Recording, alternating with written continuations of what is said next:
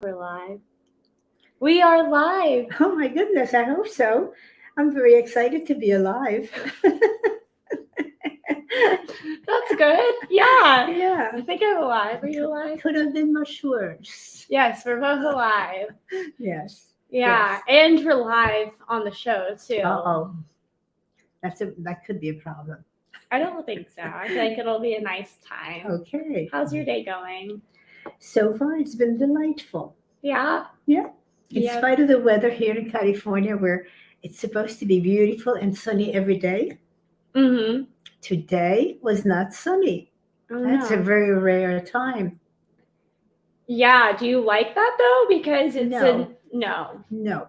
You want it to be I- perfect every day. No, not perfect, but light is very important. Light makes you happy. Makes me happy. Sunlight's even better. And without it, I'm sad. Yeah.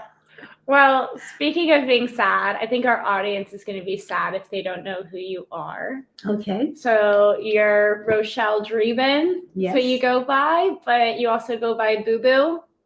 Well, only to very good friends and family. Yeah. So you're Boo Boo to me. And how did you get the name Boo Boo? Grandmom in Jewish is Bubby. Mm-hmm. And you could not pronounce it properly. No, it wasn't me. It was Alexandra. That's right. One of my other granddaughters could not pronounce it properly.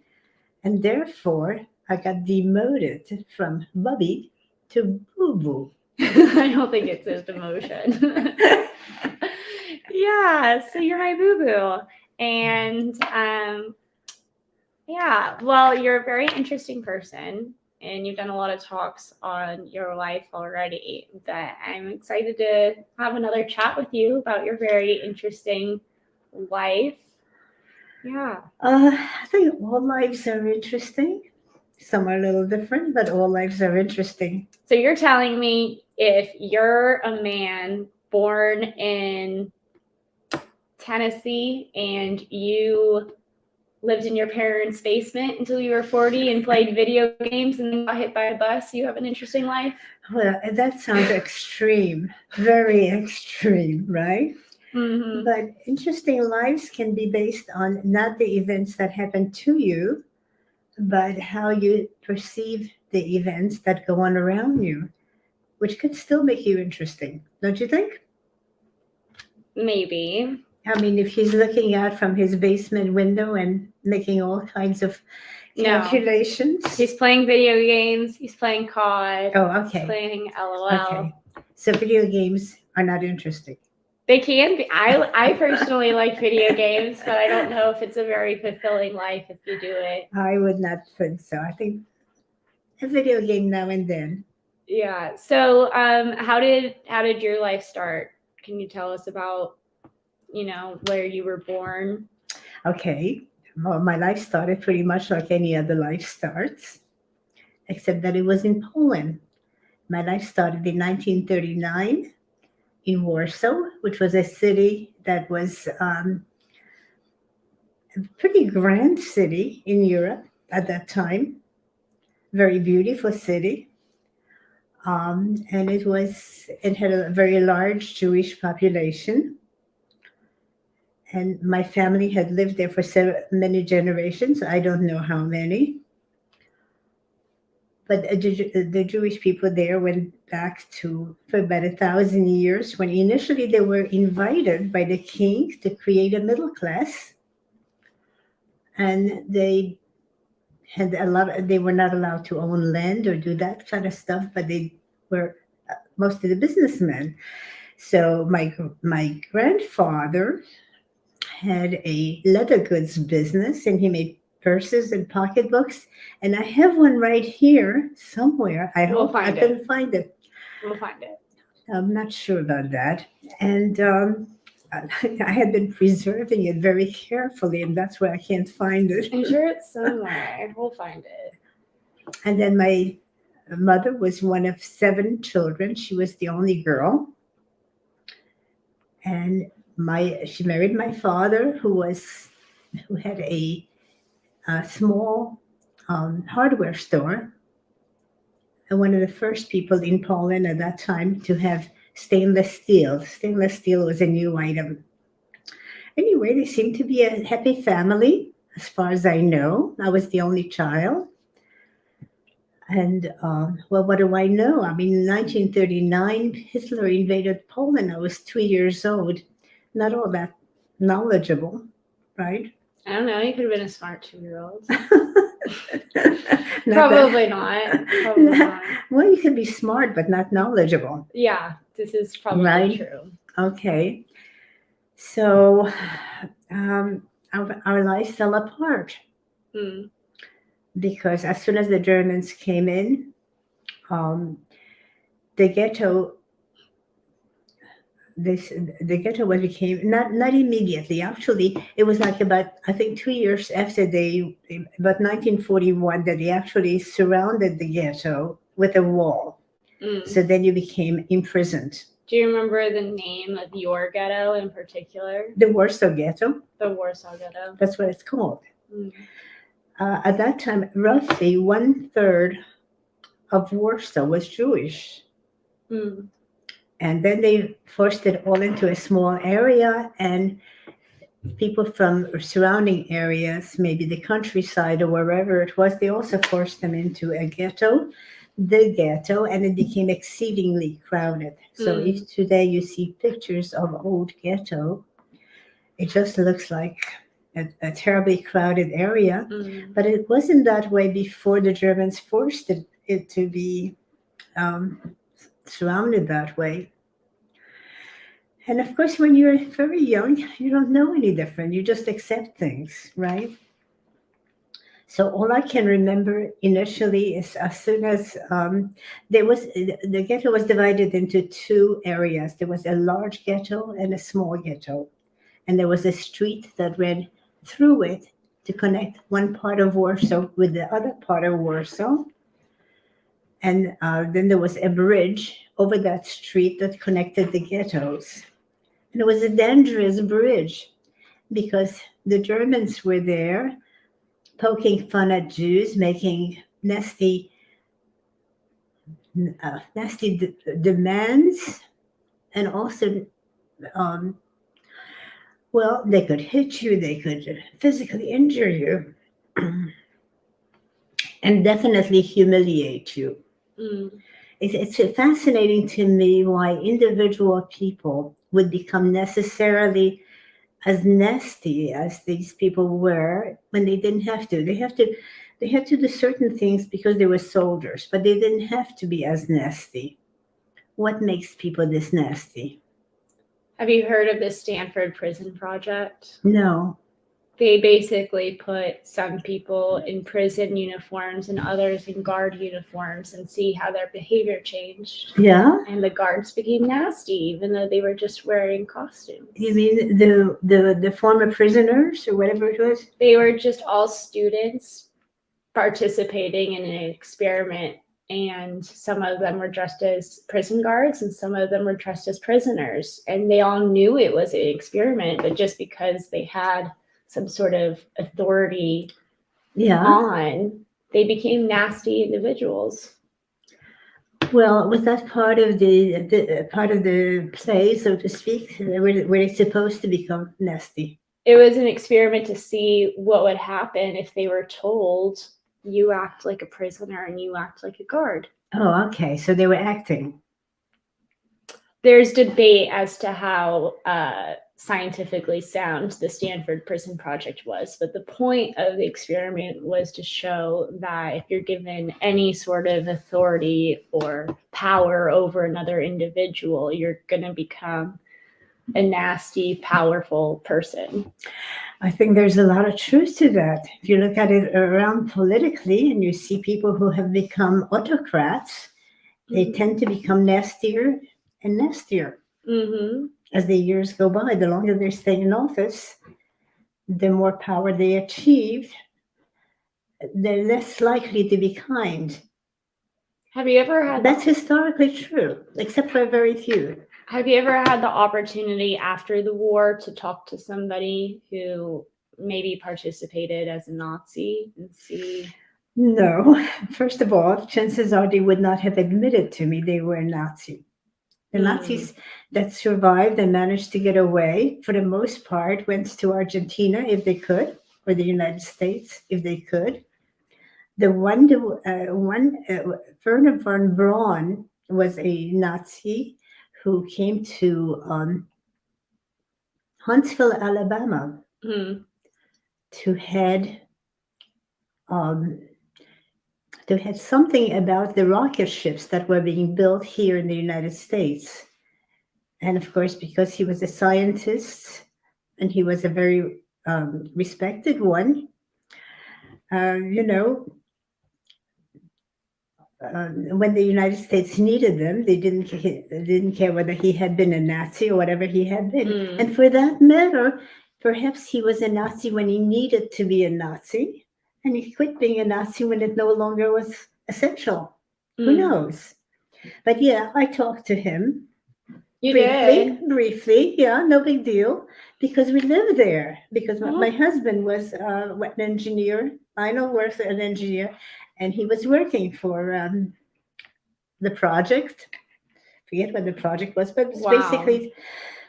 And then they would have these big social occasions, and Werner von Braun was there, and I said hello, goodbye. They appeared to be perfectly human. You never Mhm. know what somebody had done in the past.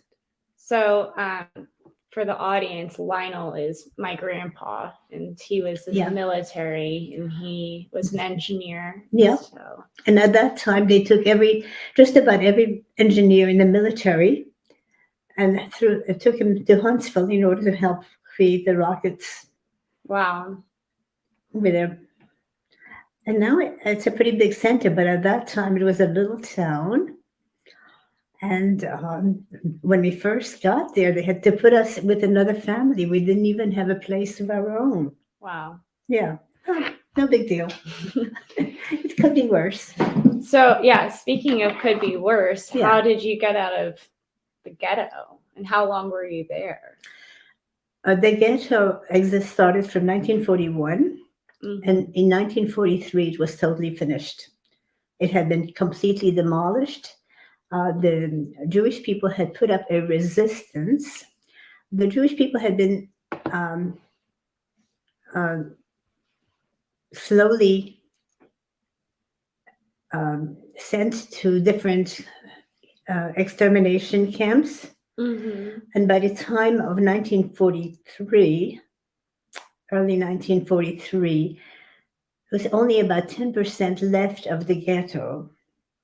My father was working for the Germans because he had to. My mother was with me most of the time. We had another family living with us. And I don't remember too much of it from the beginning. What I do remember is being in a bed, and there was a curtain around the bed because there were so many people in the house, there was no other privacy. Hmm. And we took turns because by that time, other people who had no place to be in would come and stay with us. Ultimately, we moved to another place in the ghetto.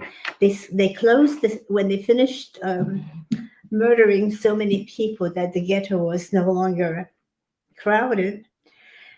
They closed up the small ghetto, which was on the south side, and there was only the large ghetto left.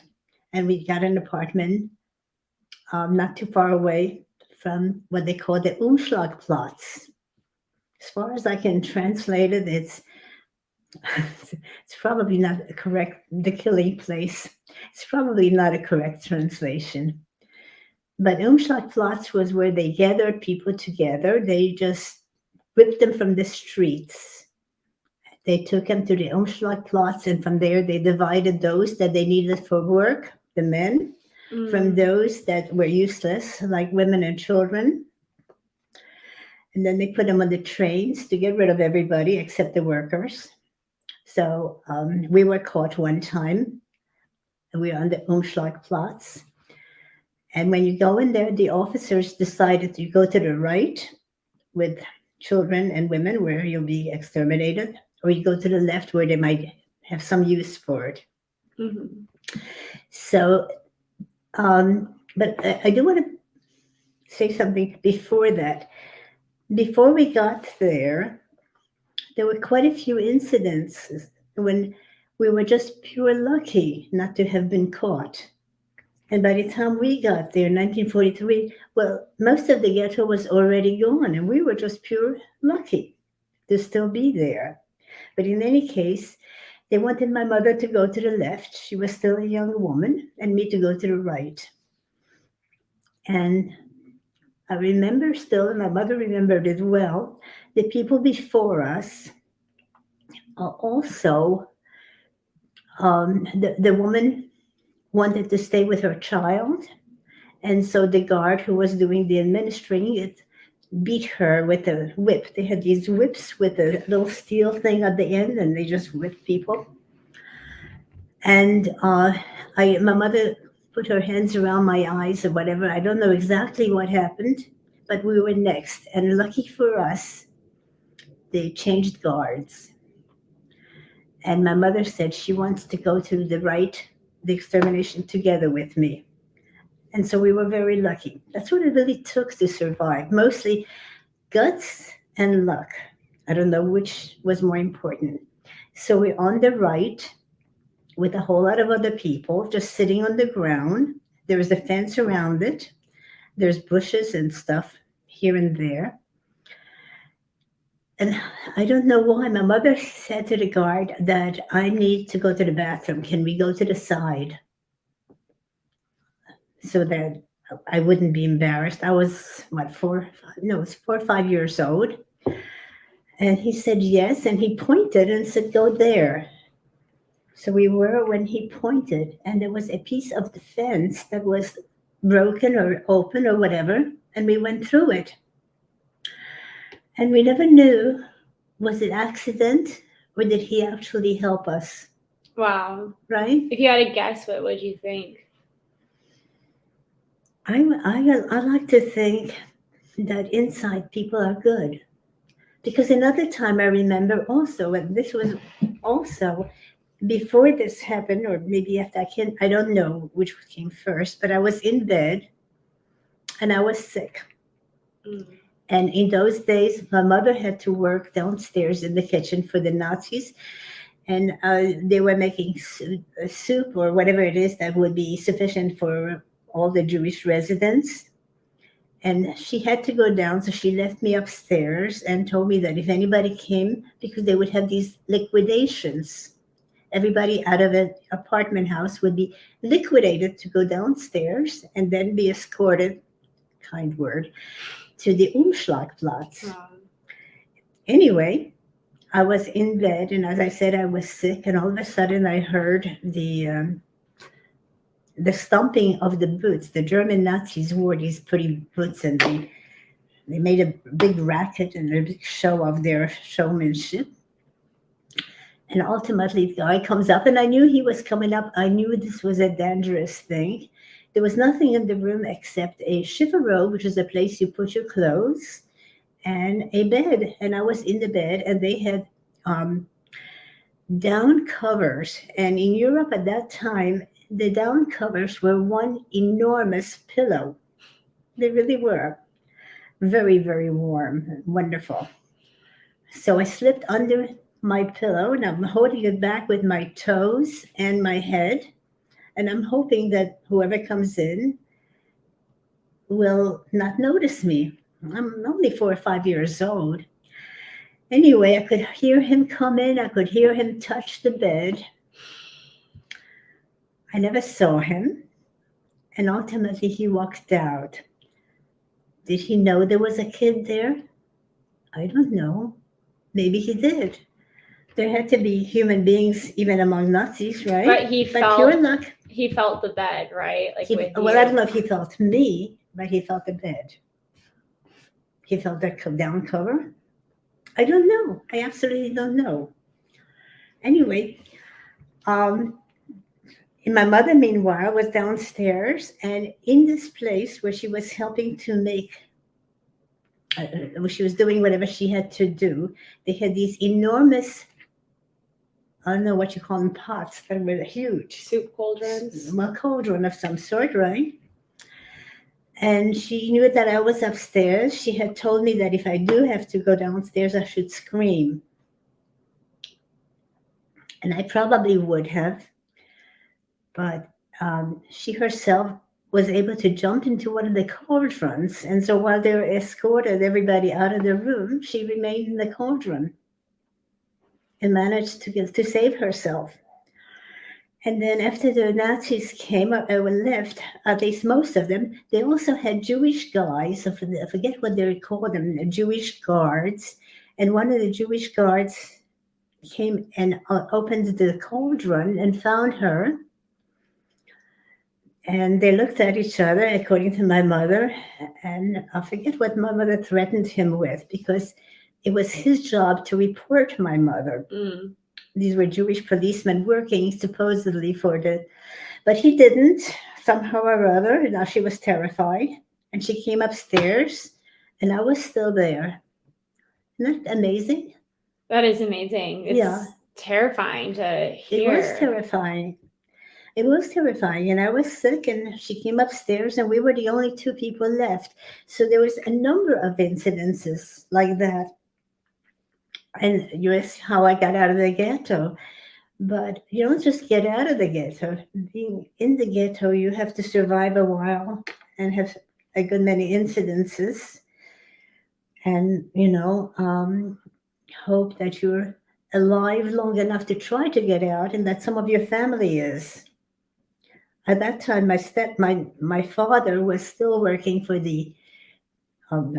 the Nazis. Actually, what the Nazis required was that the Jews should go to the homes, usually homes of former Jews that had been liquidated, that were empty, and that were full of stuff that was still valuable, and that they helped to assemble the valuables, put them on trucks or whatever, and send them to probably Germany. So he had to be working for them, and when he came back, he still found us. I am just amazed about that. Anyway, getting away from through the fence, we did get away and we got out. But, when you get out from that particular Umschlagplatz, you're still in the ghetto. Mm-hmm. And then you have to get out if you can. So we managed to come home. And I don't know what exactly happened, but we stayed alive. My father came and stayed with us for a while. And somehow they arranged, there was a woman who came into the ghetto. She was a blonde, very Polish-looking woman, even though she was Jewish. And she convinced the guards that she was there in order to take advantage of the Jews in I forget which manner. Mm. And one day, my mother and I were sitting in the large ghetto in a very crowded apartment house, since they had taken all the people from all over and put them in just a few apartment houses. And so we were all sitting in this room together. And somehow she came in, and she was asking about her nephew. Mm. She had come in trying to save her sister and her sister's child that supposedly had been in that same apartment house, but they were gone already. And so she looked at me and she said, "I'll save you instead." Oh, wow. And she did. We didn't know whether she would or not, because it involved making papers ahead of us so that when we did get over from the ghetto over the wall, we should have someplace to go to. You couldn't just dump yourself on the street. Right. And after a couple of weeks, she did. We heard from her again. She had the papers, and we had the instructions on how to get out of the ghetto. My father didn't want to go. He had been there. By that time, he was one of the militia people. Well, I don't know if you could call it militia, but one of the they had Jewish people who were trying to resist the Nazis. And in fact, they did resist them for many months. But we were already, the resistance took place in early 1943. And we left about 2 or 3 weeks before the resistance. And the resistance was pretty severe. Wow. So we had arranged for the manner of leaving, which involved my mother and myself to all get over the wall around the ghetto at the dark of the night. And the papers were going to be, somebody would pick us up on the other side, and they did. So my father took me over the fence, and I never knew. I always assumed somehow or other, even though he let me go to the top, and then somebody caught me on the other side. For some reason, I always assumed that it would be he who would catch me on the other side. But I was still pretty young. And it wasn't he. And all of a sudden, I found myself in my stranger's arms. My mother had gone before me, and she was told to stand by a different tree. The point was, each one would not give away, nor could we talk to each other. And I was standing there freezing and feeling very scared because there was nobody telling me what to do or what will happen, just abandoned. But ultimately, somebody came. They picked up my mother. They picked up me. My father stayed in the ghetto, and he did get killed. And that one of the reasons that he probably felt that way is because it was much more difficult to hide a man, especially because Jewish men were circumcised. Polish men were not. So if there was any question, and if you were dark-haired or looked Jewish, pull your pants down, and that's the end of you. Wow. So, and it had been arranged for me to go to a convent. Okay. So we stayed there for a few days together, my mother and I, in some room that somebody had taken us to. And I was given instructions, given a new name. You may not talk about this, you may not talk about that as of now. And I'm 6 years old. You are an orphan, and you may never tell anybody anything other than your new name. And it's my new name was Teresa Kurek. And when I was in the convent, one of the difficult parts were my mother was never allowed to see me. She was working as a maid in a Christian household, which had also been arranged. It was a pretty hard job for her. But she was never allowed to see me, and I wasn't allowed to ask, is she alive? Is she not alive? What about my father? What's happening? I was just not allowed.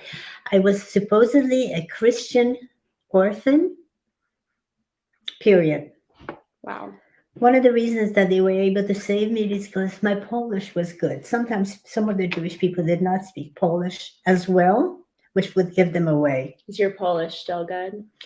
Oh, my Polish is terrible. My accent is good. My vocabulary is awful. This is what a Polish person told me, and they're right. So, anyway, I stayed in the convent, and it was very hard. I stayed there for, I think, close to 3 years.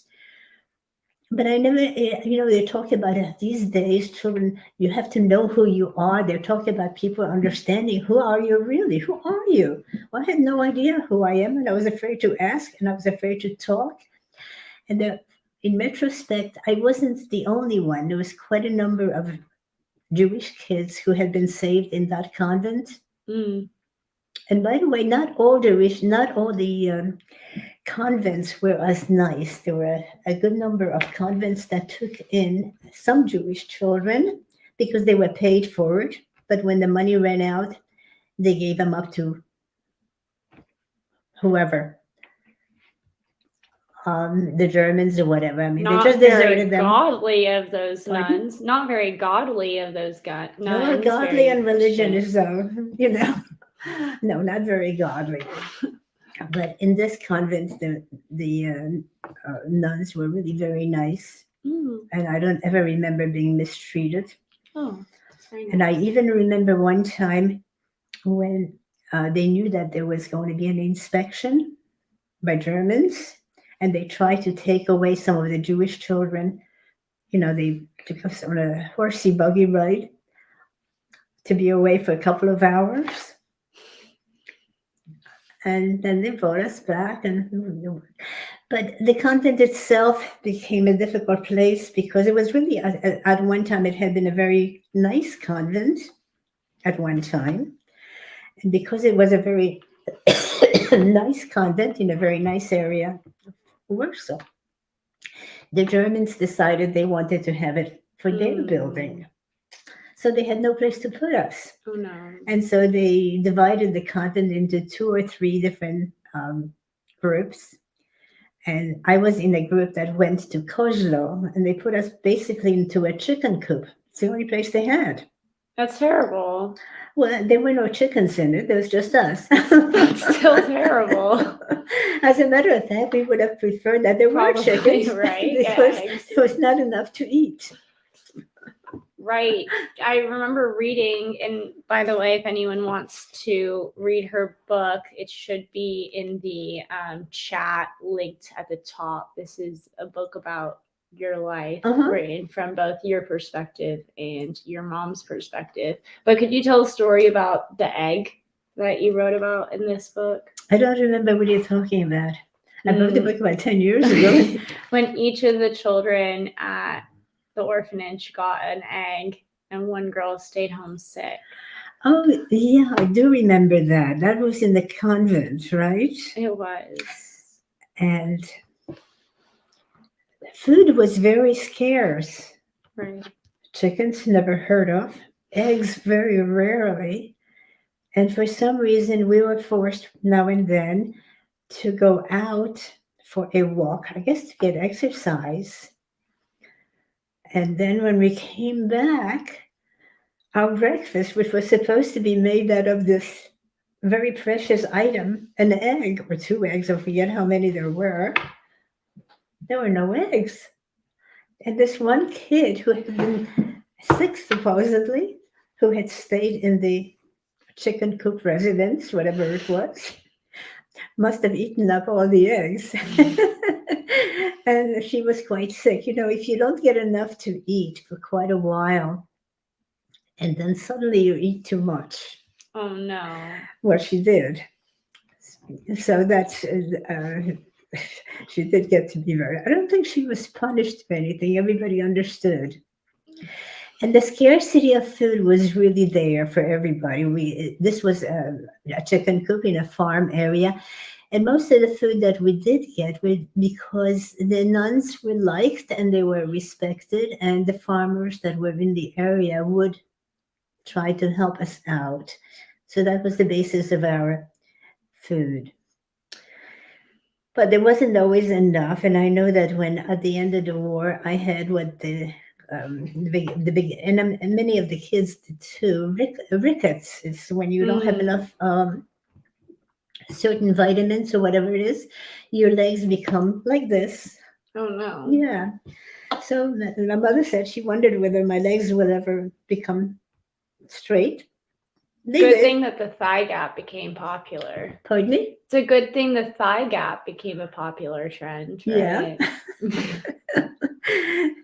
So, but the convent was very nice. I became Catholic. I was baptized. I was given communion. I was still never allowed to ask anything. I did not quite take to the religion, but I pretended I did. I had to. But when your mom picked you up after the war, yeah, you felt compelled to still go to church, no?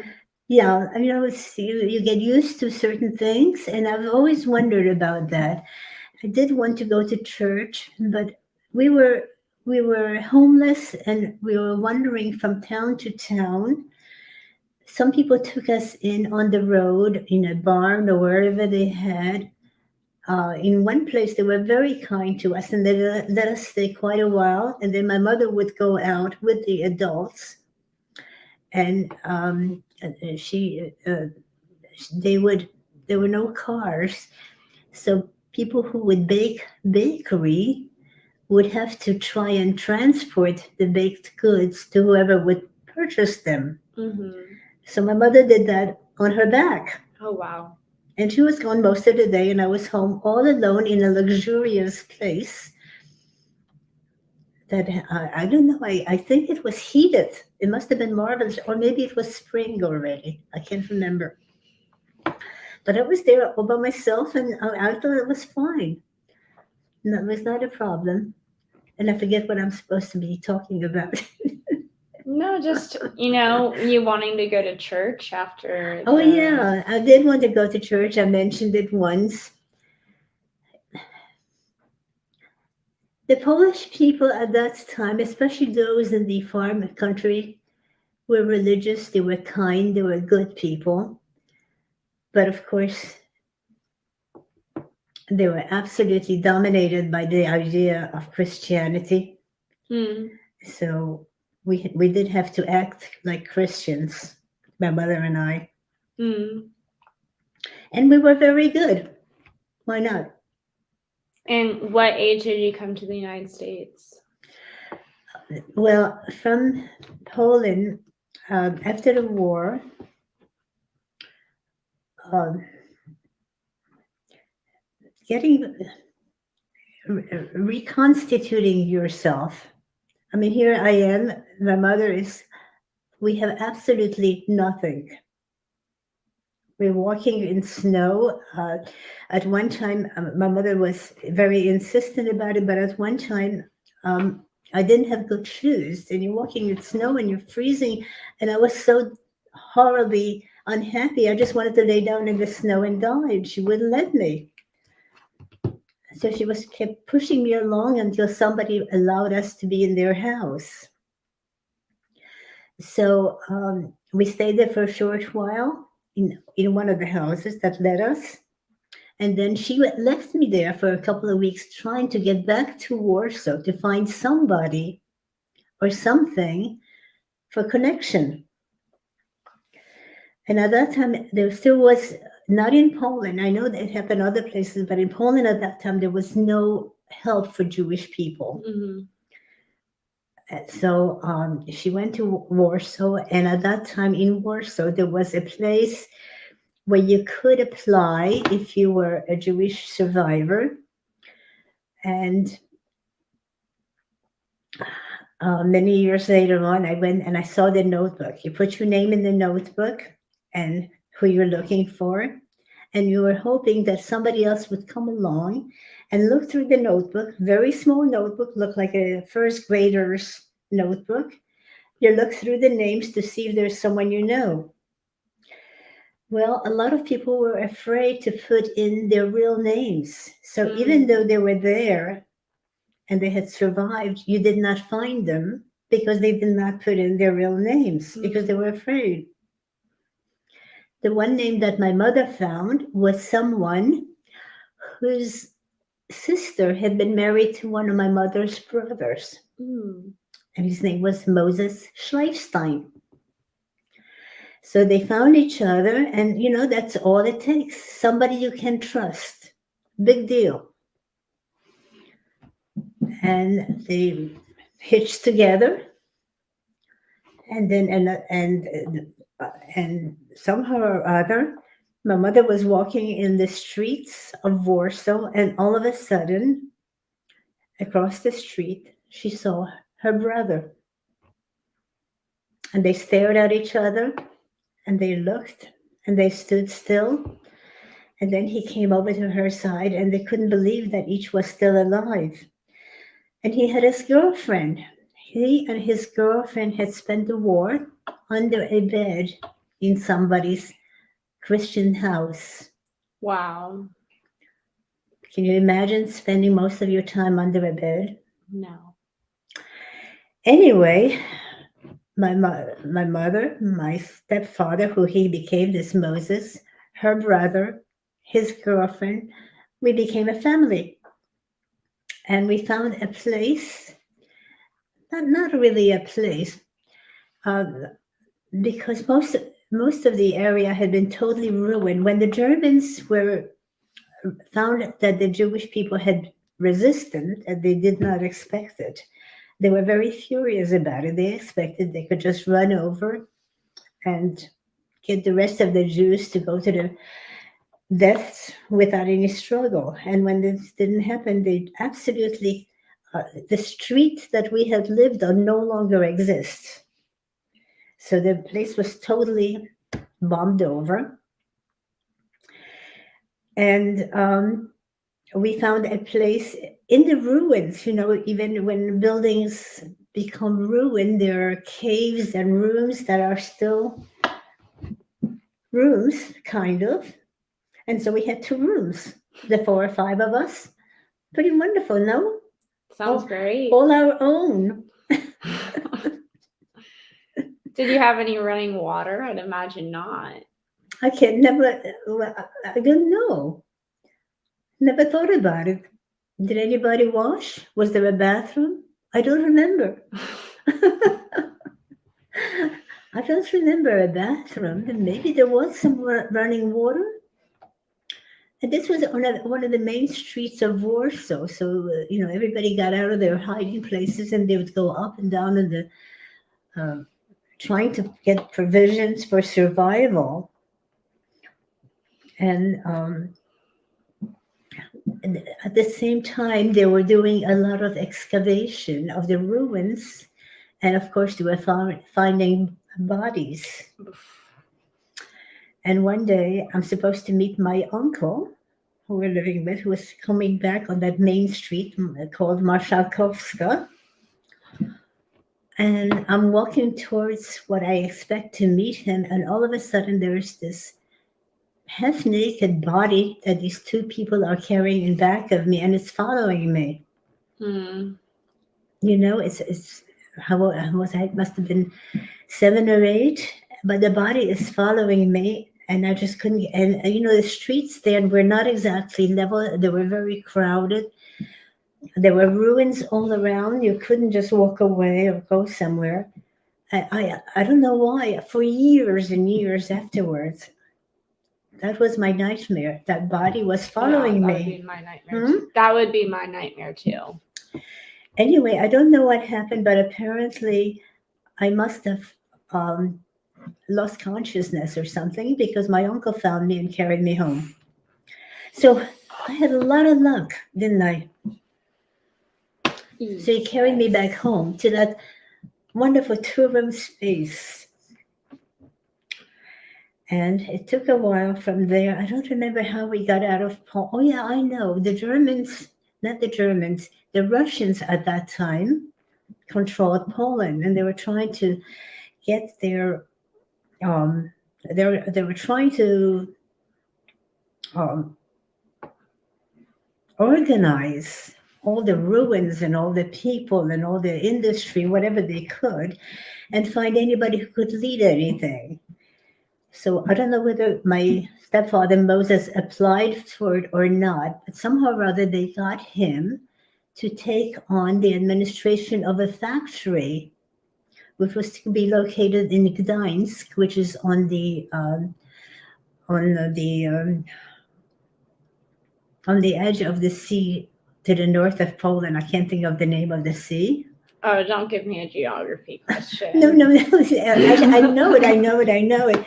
But anyway, so somehow or other we got out of there and we wound up in Gdańsk. Mediterranean or Red Sea? No. Mediterranean is on the bottom. On top is Baltic Sea. That's what it is. The Baltic Sea, which also adjoins Russia. And Gdańsk was a city that had not been bombed by the Germans, because during the war it had been mostly occupied by the German officers.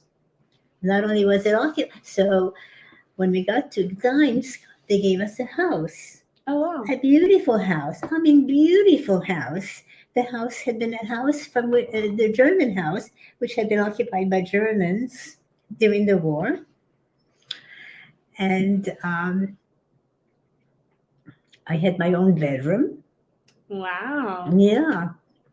And I could hear my parents talk. And at that time, they didn't. I did not speak I did not speak Jewish, but they did. And Yiddish or Hebrew? Yiddish. And anytime they didn't want me to understand anything, it was in Yiddish. And this is your mom and stepdad? Uh-huh. But sometimes they were just talking Yiddish because it was comfortable for them. Do you speak Yiddish today? I understand it very well. And the reason that I understand it, but I do not speak it, is they never spoke it to me. Mm. But when they spoke in Yiddish, sometimes my name came up. And Rochelle, blah, blah, blah, blah. So, of course, I had to learn to understand it. You learn very, very quickly. And their bedroom was there was a wall between their bedroom and mine. But at that time, I could hear pretty much whatever they were saying, especially when they thought I was asleep. Mm. And I did learn to understand Yiddish quite well. And one of the things that I could hear them saying after a while is they were more and more aware of people being disappeared. Russia is a communist country. Mm. And they took whoever they could to head industries whenever they could. But however they decided who is needed and who should be gotten rid of, I don't know. But my parents were always saying, I could hear Moses saying, and when he was there ahead of this manufacturing place, and he was very much aware that so-and-so disappeared, so-and-so, it's a constant conversation. And so they decided, it's still 1945, and they decided they have to disappear too, but disappear out of the country. Mm. John, a cup of tea? And no, I'm fine. And so they decided to do it. I don't know how. They maybe have gotten in touch with some gypsy rescuer type of people and paid them off. And the idea was that Moses will go to work like he always did in the morning. And we would stay home and somebody would come to a truck, pick us up, which they did. And take us out of the country, hopefully to Germany, to West Germany. There was East Germany, controlled by the Russians, and West Germany, controlled by the United States. You needed to get to West Germany. And Berlin also was divided. Anyhow, there was a whole bunch of people. We had a truck covered with a tarp. And for hours, we're traveling in there, a whole bunch of people, one on top of another, my mother and I. And I don't know what else. Maybe we had a bag of our goods, all our possessions. And it was really terrifying because you don't know at the next guard step, are they going to catch you or not, or what would be the outcome. My stepfather was supposed to go through a different route so we wouldn't be together. And he did. And ultimately, we met in West Berlin, and we were very lucky. But I still remember sitting in that truck being terrified. And once we were in West Germany, they had what they called a displaced persons camp, and they were very much displaced. If you walk down to any room or any place, they gave us some sort of they gave us a room, I believe. And they also provided food and this is mostly controlled by the Jewish people, usually with the help of Americans at that time. It's the first time I ever saw an American, and the first time I ever saw a Black person. How old were you? About 8. Okay. And I remember seeing this Black person. I had never seen one before, except in the movies where they had, what do you call them? Sunglasses? The what? Sunglasses? Well, no, it was like a cartoonish type of Black person with big eyes and made to look. Oh, like blackface, you're saying? Yeah, that was So the like only ones what? that I had ever seen. So I'm running around and I'm trying to figure out how can I get ahead of him without him noticing me so I could see what he really looks like. And I was shocked. He really looked like a perfectly normal human being, except his color was different. But in Poland at that time, there were no black people ever, anywhere. Mm, So that was my introduction. And of course, being in Germany, supposedly free, it was still a very difficult situation. Not so difficult for me as for my parents. They actually had a school, and the school was established for the benefit of many of the Jewish kids who would ultimately wind up in Israel, mm, except that Israel did not yet exist. okay. Israel was a hope and a prayer. And a lot of people did not, even the United States, did not think that Israel could possibly become a state. So we go into this school, and here we are, a bunch of kids, all ages, kids from Romania, from Poland, from Germany, from Russia, you name it. And the teacher comes over and she says, Shalom, and not another word except in Hebrew. Mm, It caught on your manners pretty quick. But it's kind of funny nowadays when after you're in the United States, they have English second language. Well, they didn't have English second language. There was Hebrew first and only language, and no extra lessons. You better learn it. wow, that sounds really hard. So how many languages had you gone through at that point? Not too many. I understood Jewish. I spoke Polish. Jewish and German have a lot in common, so you could understand a little bit of German. That's all I knew. Hmm. But oh yes, and when I was in Germany at that time, it was very difficult for the Germans too, because after the war, the Germans were extremely poor. Mm, The displaced persons camps were actually much better off than the German population because we had food mm, enough, and the German population did not. And there was a great deal of resentment, especially among the Jewish people who were um, walking around in Berlin when the Germans were suffering and being very resentful. I mean, Jews aren't supposed to be anywhere, let alone in Berlin. They're right. not supposed to be existing anymore. Right. So, and one of the things that I was told to do is I was having trouble with, I don't remember why, but I was sent to a hospital to give me what they called then radiation treatments for something that was the matter with my teeth or my jaw or whatever, probably from starvation. But they were applying, didn't do me any good. They were applying this radiation treatments once a week to my face. Mm-hmm. Probably one of the reasons why my teeth are so lousy.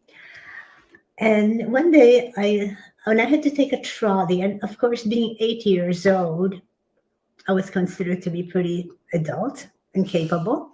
So my mother just sent me by myself, take a trolley, German trolley, go one stop or two stops, so whatever it was. And you get them there, you get your treatment, and you come back. Simple enough, right? And Mm-hmm. one day this woman says to me, well, here is my daughter, and I don't have the time. Would you take her? Sure. But she was 10 years old. She was older than I and bigger. All right.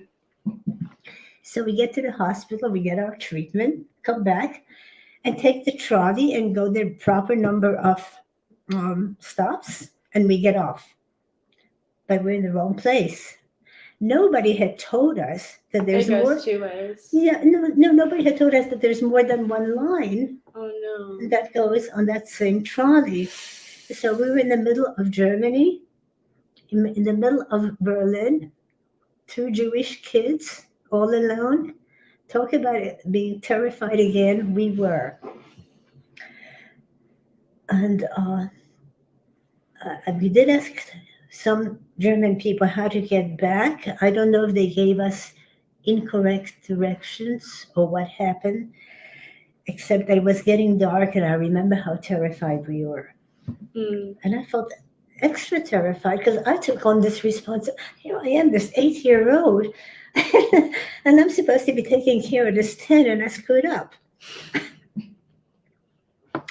Well, at the displaced persons camp, the not the police, but whatever they call the people in charge, must have been told, and they came out looking for us, and they did find us. Oh, wow.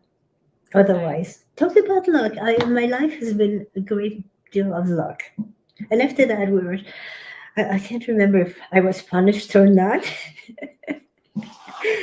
but we were in the DP camp, and then we were put into another DP camp, and I started school all over again.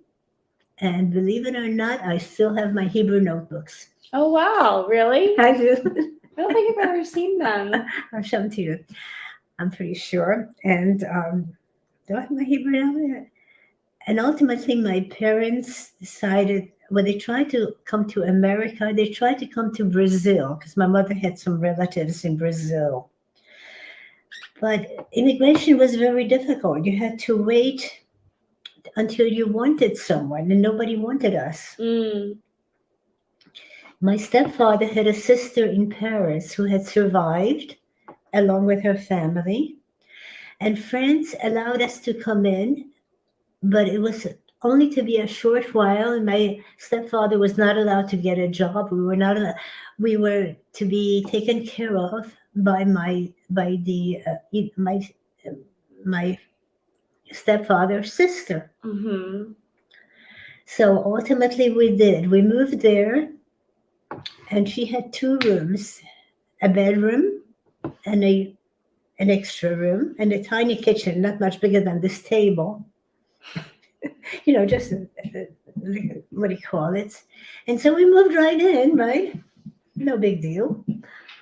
And then I went to French schools, and I learned French.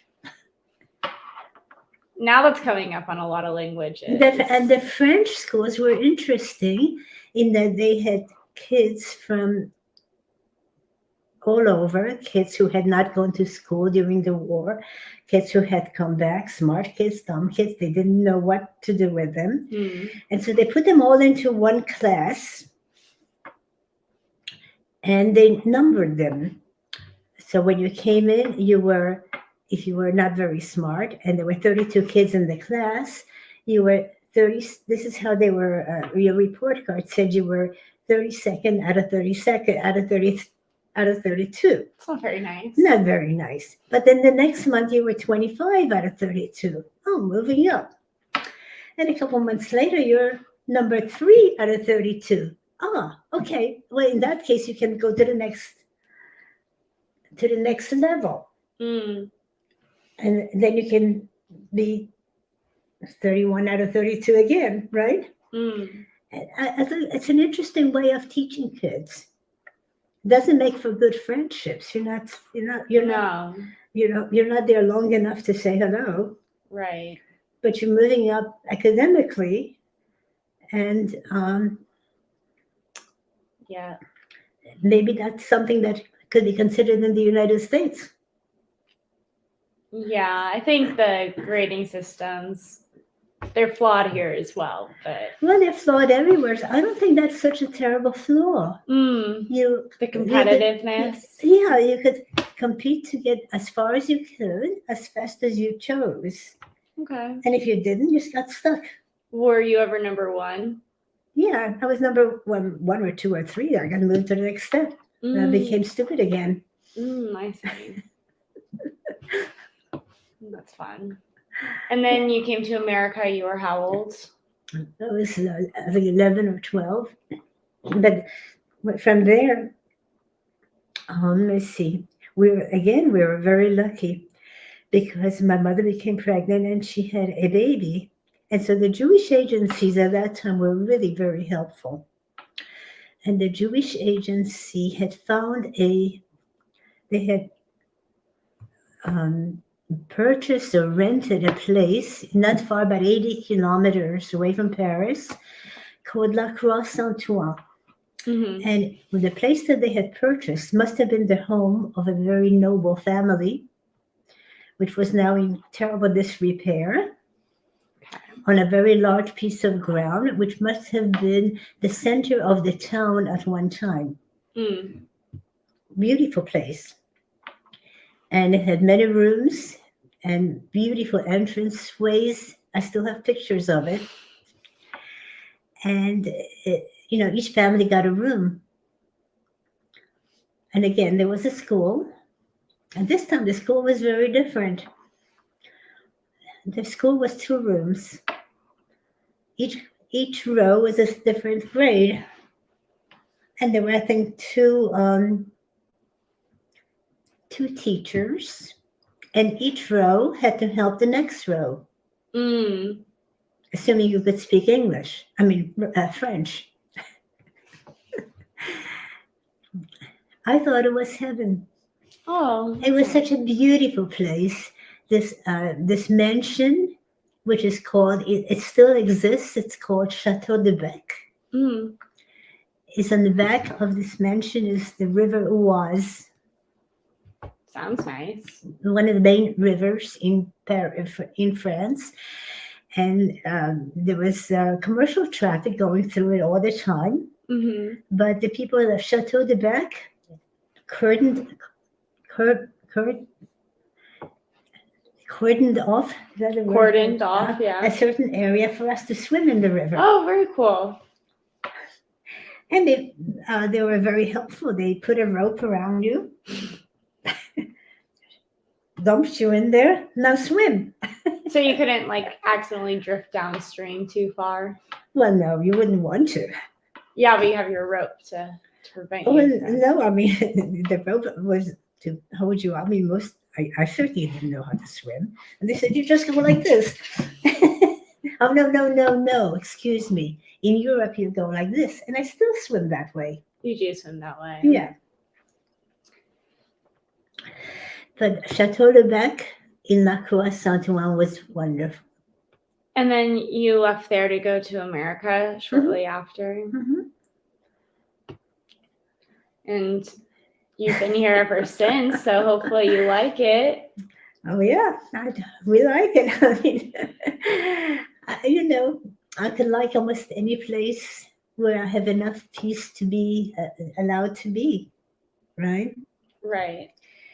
It's wonderful not to have that constant tension about being alive, but there's other tensions. Everybody's got tensions, don't you think? No. No. Yeah, right. Totally peaceful, tension-free life over here. No, I'm just kidding. Everybody has tensions. Yes. I was actually curious about something that it's not particular to your story, Mm-hmm. but just in general, what do you feel about Holocaust deniers, people who think either the Holocaust did not happen at all, or people who think that the Holocaust was not nearly as bad as people made it out to be, like it wasn't safe? I think it's a political thing. I think it's just like some lies are being spread about any political situation, and some people tend to believe those lies, and they stick together. And a lot of people, for the purpose of being socially acceptable, accept lies. Mm-hmm. Even though they may or may not be sure, or they may live in an area where these lies are so prevalently accepted that they have to, or they choose to, in order to be socially acceptable. I don't know any location in the United States. I suppose locations online, like certain corners of the internet, if you're trying to be accepted by some white supremacist group, it might be helpful to deny the Holocaust. Okay. But what do you think about people who just think, oh, it just wasn't as bad as people say it was? It could not have been that bad. I think some of those people are very ignorant about history in general. and about a whole lot of other things as well, I suspect. And time has gone by, and they have many other things on their minds, and this just becomes a fable. Mm. That's what I think. I don't really know. I mean, there's a lot of history that I'm not familiar with, right? Mm-hmm. Right. Have you experienced, other than like the Holocaust, Uh-huh. since you've been in America, have you experienced a lot of anti-Semitism? Uh, no, but people tend to stick together. When I was in France, I gotta say, I was walking to school in Paris, Mm-hmm. and there were a lot of kids there that had not yet been given the opportunity to go to school or do normal child things. And this little kid was on the street taking care of her baby brother across the street from where I was walking, and she threw a stone at me. Somehow or other, she knew I was Jewish. I have no idea how. It hit me right here. I still have a scar someplace. How do you know she did it because she thought you were Jewish? I think she yelled something Mm. that made me realize that. Mm. So there's so many people that as children or within their society are given the impression that they cannot ever get rid of, or such and such people are horrible, such and such people are superior, and they hold on to that. It's very difficult to stop. Mm. In the United States, for the most part, probably maybe because of the way that I was brought up or not, I tend to spend my time with those who are either Jewish or who accept Jewish people. And I live mostly on the East Coast and the West Coast, where Jewish people are not that rare. Some places in Middle America, like maybe Appalachia or whatever, um, Jewish people would be an oddity, and I don't know how people would take it. Not because they're bad people, but because either they have been, well, first of all, Christianity has always made Judaism to be such a horrible race that in itself has created a great deal of anti Semitism. And maybe other things. I don't know. I don't know what makes people hate Jews. I don't know what makes people hate other people.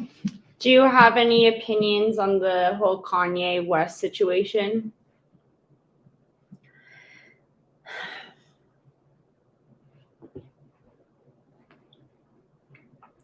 Well, some people say he's an anti Semite. Some people say he's just being silly or funny or whatever. I certainly don't know. I suspect to a large extent it's a political statement that he thinks he will profit from. Because if he says that, it will give him allegiance or followers or whatever in certain circles. Don't you think it will cause him to lose more followers than it will cause him to gain? I don't know. To lose followers? Yeah, don't you think Kanye is going to lose more support over this? Perhaps if he had any Jewish followers to begin with, he might lose those. Okay. There's still an awful lot of people Don't that you believe think- anything. I don't know. I feel like he lost more than just his Jewish followers. I would say that he lost. You think he lost more? Yeah, I think many people were upset with him. Many people who weren't Jewish were disgusted. Well, a lot of people who are not Jewish still are human beings that have normal opinions, and they do not get carried away by the far right or whatever it is. And it's sometimes tough to be a human being if you're in a group of people who are terribly biased or filled with hatred. And how do you maintain yourself, your self-identity, your integrity, and your social needs at the same time? It's difficult. It is It's a difficult. balancing act. Very good point. The balancing act is tough, and very few people have the courage and the whatever it takes to say, to be ethical enough to say, this is the truth, this is what I believe, and if it means losing you as my friends, so be it. So you ready to take some questions from the audience? Sure. So the way that it works out is we can look at, these are the chats right here. This is what the You'll chats, have to help me I out with know. this because I don't understand this. I know. It's hard to see because it's so small. But also Henry. So can you read this right here where it says Rochelle's memoir retells her childhood experience? You'll have to read. I told you I'm not wearing my glasses. You want me to go get them? No. Yeah, Okay. you can No, go get no, your no, glasses if if I you don't have to. want. And we Just can read it to also just look for any chats. We're looking for questions right now. And so right now I have one chat from Sweet as Sugar, and she just wants to know where we are. And we are at your lovely house here in California. And I don't want to dox you. Do you know what doxing is? No. Doxing means like giving away your personal information, so scary people on the internet could get at you. You don't want that. You don't want doxing. I do not. Yeah. So someone wants to know if you're adoptable, if you're ready to be, if you're if you're interested in adopting an 85-year-old, I'm ready. Yeah, somebody else says that they love our boo-boo. That's my sister, but I don't know if it's real sister or if it's troll sister, because there's these people that pretend to be my family members and go on the internet. So I don't know if that one is the real one, but we do love our boo-boo. So if that's the troll, that's and not. I'm very honestly very grateful to have a wonderful family. So her book is pinned at the top. If you want to purchase her book, the link is at the top. You could also go on Amazon. This is her book. It is called One Dark Night with Rochelle Dreeben. This is it. This is her beautiful picture on the back. See how beautiful? Better than now. Okay, so we have Ask Your Bartender is asking, Rochelle, what word of advice would you give us based off your experience? In what regard? I suppose just in life in general, if you could take any from your experience of hardship / luck. Well, for me personally, I think I had always been so had to be so careful. Don't talk to this one. Don't expose yourself. Don't treat someone with too much affection. They may not want to. There's always hands off. And I've always felt as a result of my experiences that I've always been kind of frozen because I'm afraid of doing a whole lot of things. And if I had to do it again, I would not do so. I think being able to put yourself out and really totally take in and enjoy the world is a wonderful quality if you can manage to do so. That's wonderful. Sabitha, she doesn't have a question for us, but she wanted to thank you. Thank you. And she seemed to enjoy it. Yeah. And okay, what's some advice you could give to some people that just always see things negatively? How do you keep such an amazing attitude? To people who always see things negatively? I'm trying to think of someone who always saw things. I don't think we have anyone in our family like that. A pessimist. Yeah. Like Uncle Perry.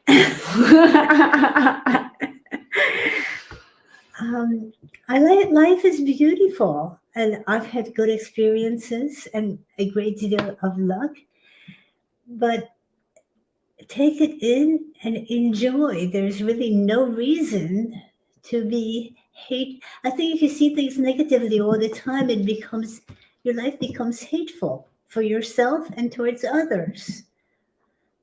Why would you do that to yourself? Hmm. Although I think, again, it's a matter of the social people that you are with, and you have to be very careful about your circles. Including on YouTube, right? Some YouTube. I don't know. Yeah, I don't do YouTube hardly. I mean, I listen to YouTube, but YouTube I do not community? socialize on YouTube. And so, yeah, I would You imagine. shouldn't. You shouldn't socialize No. on YouTube. Not a place to socialize. Someone, Amanda Erickson, wants to know, what is your secret to living to 85? I would have to guess it's getting away from the Nazis. Step one. Well, yes, of course. Surviving the war was definitely part of it. But outside of that, I like the outdoors. I like natural things. I stay away from cans and processed foods. And I love activities that are free, that are joyful. I love dancing. Anytime you can get into an activity or activities that permit you to be with people doing something you love, and you don't have to talk to them all the time. You don't have to discuss politics. You're just dancing. We discuss politics. That's wonderful. A lot. We do not agree. So our friend Nasty Nathaniel over here, great Yeah. name, right? Yeah. He wants to know if you, this kind woman, are a Kiss fan. Do you know what Kiss is? No. It's a band. Gene Simmons and Paul Stanley are Holocaust survivors themselves. Yeah. And now this is what the Kiss band looks like. Uh, They paint their faces up like this. And here's... Well, what's their music like? No, thank you. Well, actually, that's not bad. Yeah, that's not bad.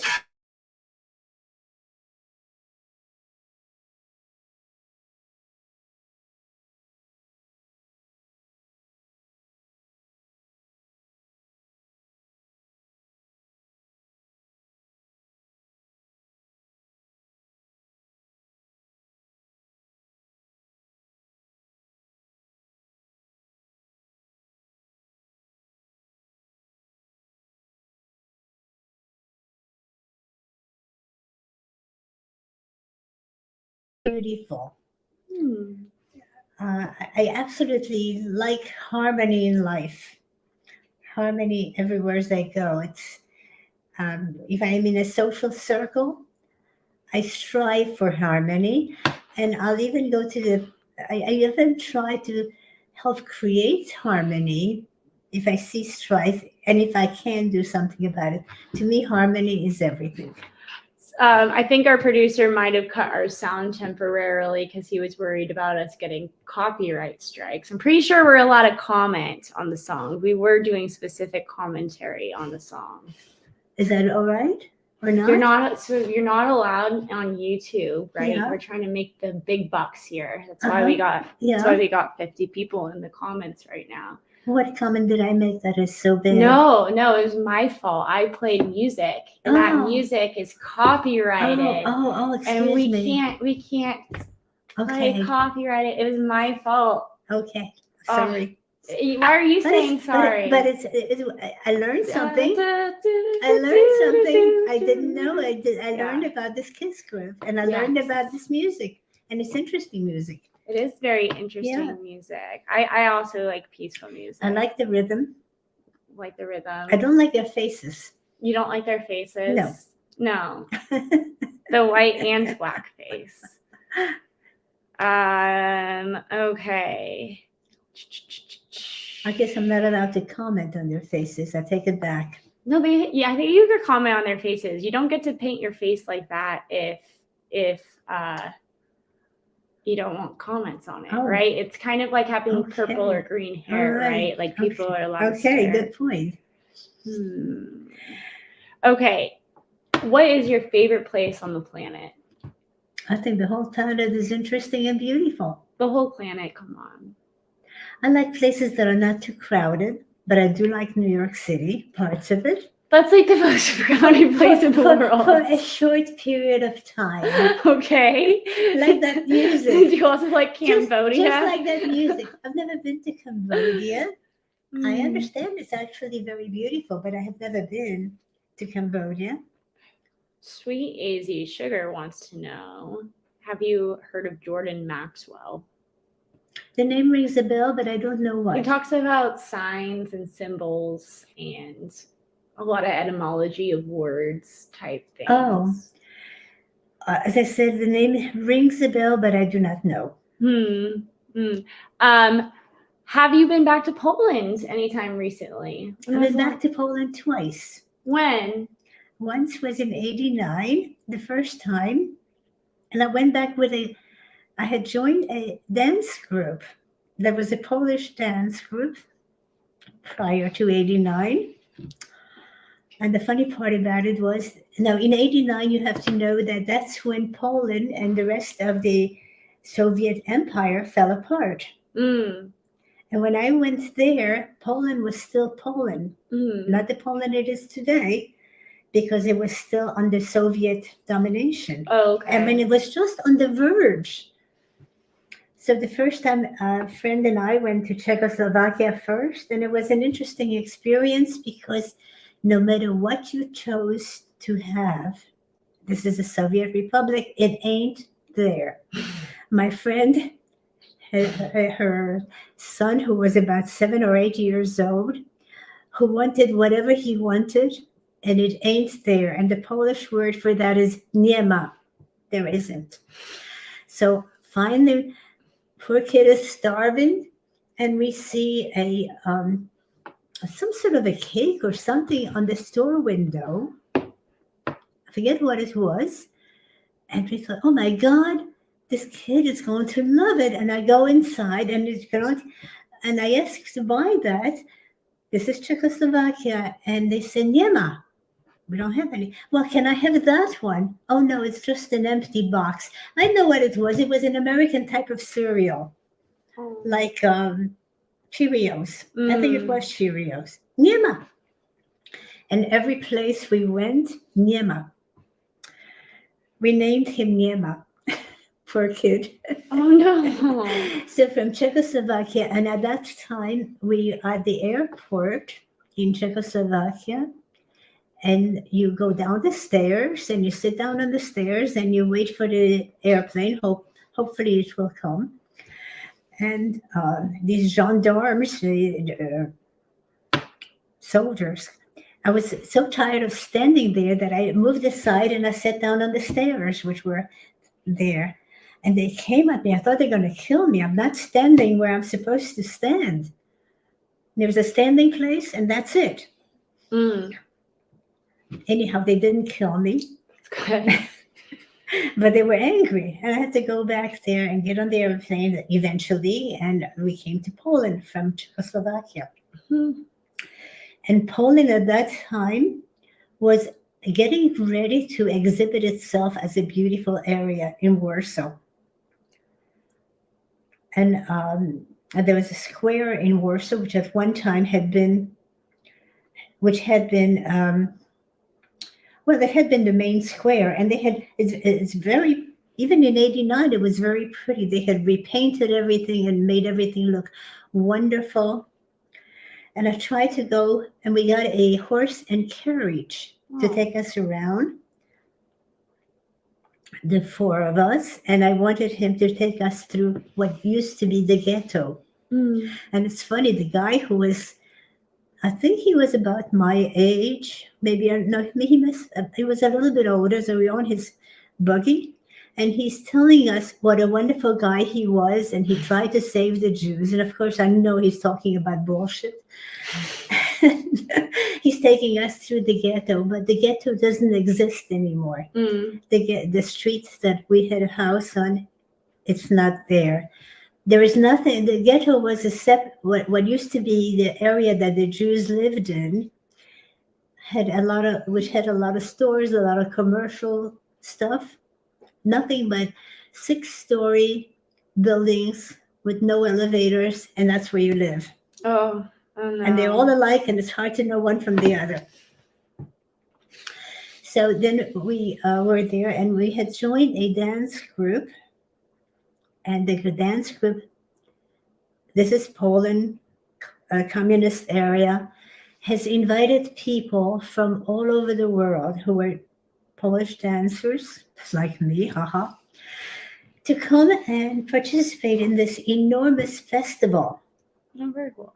Festival is going to be in Rzeszów on the eastern side of Poland. Mm-hmm. And the Polish government, Polish communist government, is supplying us with hotels, with musicians, with food, with drivers, Mm-hmm. everything, to show how wonderful Poland is. Oh, wow. And so finally, and they show us quite a few places, including Auschwitz Oh, wow. and the countryside. And the countryside in Poland is quite beautiful. And finally, we get, was it in Rzeszów? We did get to see Rzeszów. Rzeszów is a square of buildings surrounded by farms. And it used to be actually be a Jewish center. And there's one building, and they still have the Jewish symbol on the one building in the corner on the square. Well, it has since become, I think, a church or maybe some sort of a store. There's what used to be the synagogue on this corner, the church on the other side, and a whole bunch of stores. But it ain't no more what it used to be. But Poland is nice. And the people are still very nice.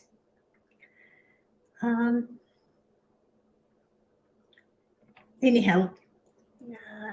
So yes, you had been back. I had been back, and then the second time I went back, we went back to Torun. Torun is in the north side of Poland. It was not bombed because it was mostly occupied by Germans. And again, we did the dancing. By that time, 3 years later, Poland is a very different place. Yeah, I bet. Because it's no longer on the communist era. And we stayed with the family. And they were wonderful. Not only were they wonderful, but we've been friends ever since. And the family came to visit us not long ago over here. Oh. Except you know what? When I met them, they were young and wonderful and single and beautiful. And now my friend is married. She came with her husband and 2 children who are almost adults. I don't know how that happened. That's funny. Well, Witchy Bitchy Nikki. What do you think of that name, Witchy Bitchy Nikki? Never heard of it. Well, Witchy Bitchy Nikki wants to know. So she's saying that her family fled here to flee Hitler when they were never in the camps. And when they came here, they met up. So was there any family that you met up with once you were in the States? That's what she's asking. I'm not quite sure. Of course, we met families, but I don't know what you mean. Like, did you find any other family, like any of your family, once you were in the United States? Well, occasionally we met up with other Holocaust survivors, but nobody that we had ever known. Were most of the survivors that you've met ones that went to camps? Many of them were. After we were here for a while in New York, etc., the Jewish agency suggested that we go to a place called Vineland, New Jersey, which was initially occupied by a group of people about a century prior that had wanted to prepare Jewish people for life in Israel if Israel should ever become a country. And they created this kind of colony in Vineland, New Jersey. And so there were quite a few people who were recent immigrants. Can you take some water? Of course, yeah. All right. Who were recent immigrants in Vineland, New Jersey. And Vineland was very nice. It was occupied mostly by Italians, by the people who initially came and had been Americanized and now became business people in Vineland. And the new immigrants like us, and there were quite a few of us. And we kind of banded together. And the people who had who had hoped to prepare American Jewish people to go to Vineland, to go to Israel, initially called it an alliance. Mm. So we were part of this alliance group. And the new immigrants and some of the old ones too would meet near a river beach. Very nice. It was called the Alliance Beach. And that's where everybody went in the summertime. Oh, that's awesome. Yeah. That sounds great. So you could meet a lot of people, but they were very, very different. I mean, immigrants are not all alike. I can imagine. Yeah. They come from many different backgrounds. Yeah. Well, I'm getting exhausted. I don't know about you. Okay. You're perking up. Feel like you were tired when this started, and No, I I didn't feel realize like I'm we swapped perking up. energy. Oh, are you getting tired now too? I'm fine. Well, anyway, you wanna finish this on up then? Okay. Alrighty. Well, thank you so much, everybody, for stopping by. Thank you for And listening. Definitely check out her awesome book. It might be. Is it available on Kindle? It's definitely available. It's available on Kindle and it's available on Amazon. It's and probably available other on places. Kindle, which means you can have it be read to you. So you could be that lazy if you want to be. No, on Kindle, I don't know. I know it's available to be read on Kindle, but I'm not sure that it's available in Audible. No, but you can have it click a button and have it read the words. Oh, to you. really? It sounds like a robot. It will read like this. Oh, okay. Early this year when the new. It's an easy read. I can tell you, it's a very easy read. No, it is. Yeah, I've read it. At one time, I tried to put in a word like, I still remember one was chifforobe, which simply means closet. And she said, "Oh no, take it out. It's got to be simple." All right. Did you replace the word chifforobe with closet? I must have replaced it with something. They made fun of that word on Family Guy. Do you know what Family Guy is? No. Okay. Well, in the show, a dog tries to date an old woman, and Yeah. then she calls her dresser a chifforobe, and that's how they knew she was an old woman because she calls it a chifforobe. Oh, okay. Anyway, that's where we're gonna close it on a Family Guy note. Have a good night, everyone. Good night. Thank you for listening. Thank you for listening, and thank you to Henry, the producer. Make sure to check out the book. And we're gonna close. We could dance it on out until it's done. Do we do this? We're gonna do this. We're gonna do this until Henry closes.